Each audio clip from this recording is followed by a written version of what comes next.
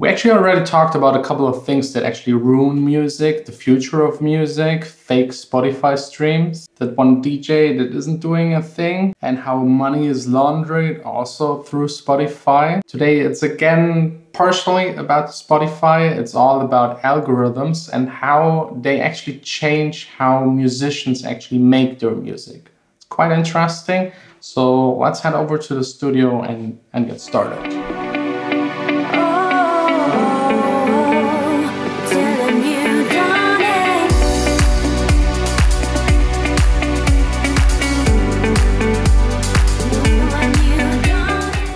Hey guys, welcome to the harbor. Welcome to my studio.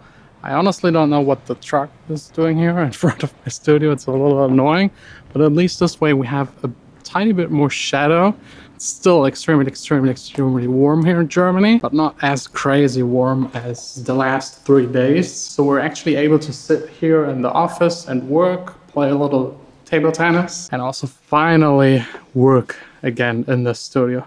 It's finally possible again to make music. And you know, just yesterday I talked to a friend that is also a music producer, and we were discussing like how music is changing because of Spotify, Apple Music, in general, all streaming platforms. As you know, they use algorithms to detect what to play to what kind of person and make sure they discover new music, which of course also in return is changing how music is being made. This was always the case back in the days, vinyl. There was a certain limit to your bass. You couldn't have stereo bass below 300 hertz. Stereo bass wasn't possible. The needle would jump out of the groove.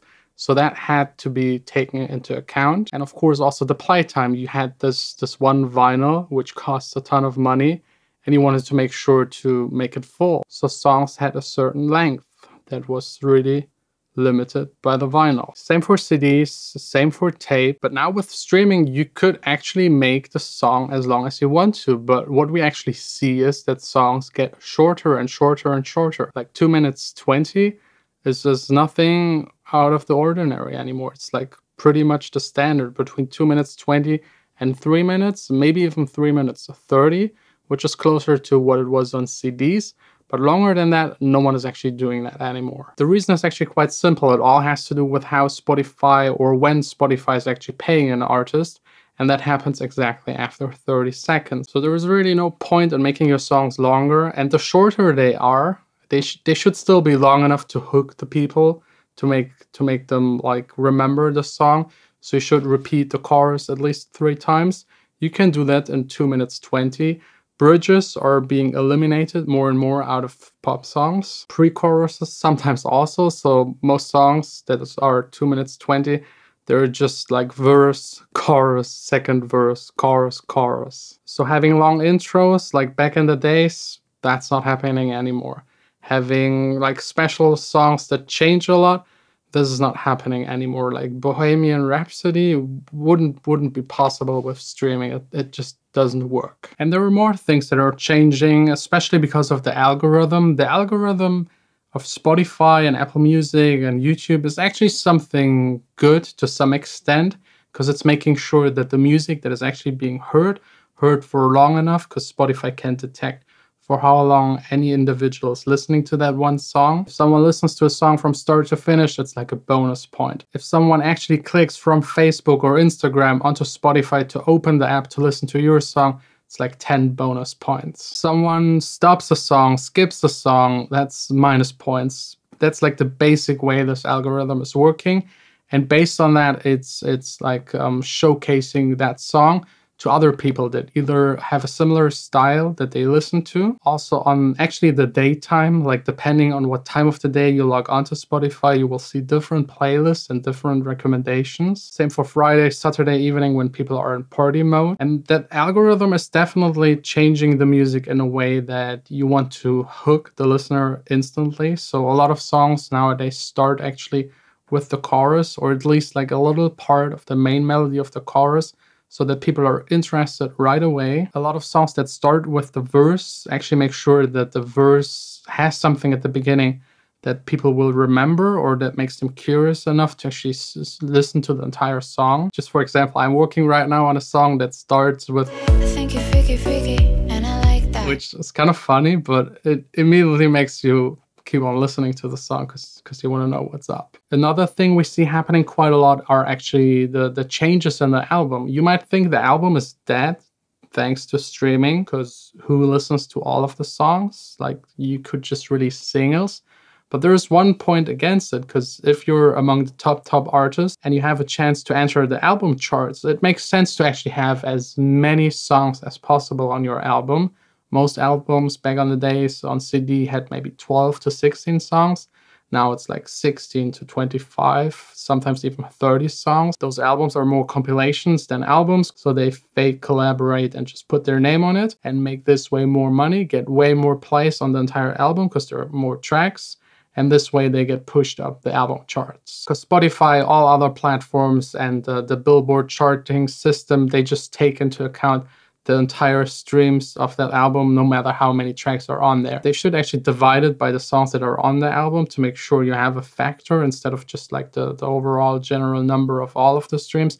But that's how they handle things, so you will see a lot of artists putting a lot of songs onto the albums. And don't get me wrong, I don't want to complain about the algorithm. Again, I think it's a fair system. For example, me, I have like on one of my songs 3 million streams. I would have never had that without the algorithm. It seems like people like the song. It was a deep house song, and deep house was back then when I released it like 2 or 3 years ago, really big, especially here in Germany. So it got pushed to a lot of other people. Some of them then actually liked the song enough to follow me as an artist on Spotify, maybe check out some of my other socials, my other songs, and this way you generate fans. So I'm happy about it. On the other hand, it's people like misusing Spotify for fake streams, but we already discussed that in another video. I will link it up there. The big question is now that I know all of these things, should I change my music to make it more stream compatible, like to kind of trick the system a little and use it to my advantage, making sure that my songs are shorter than I might intend them to be, just to have more streams, because if the song's short, someone might stream it again.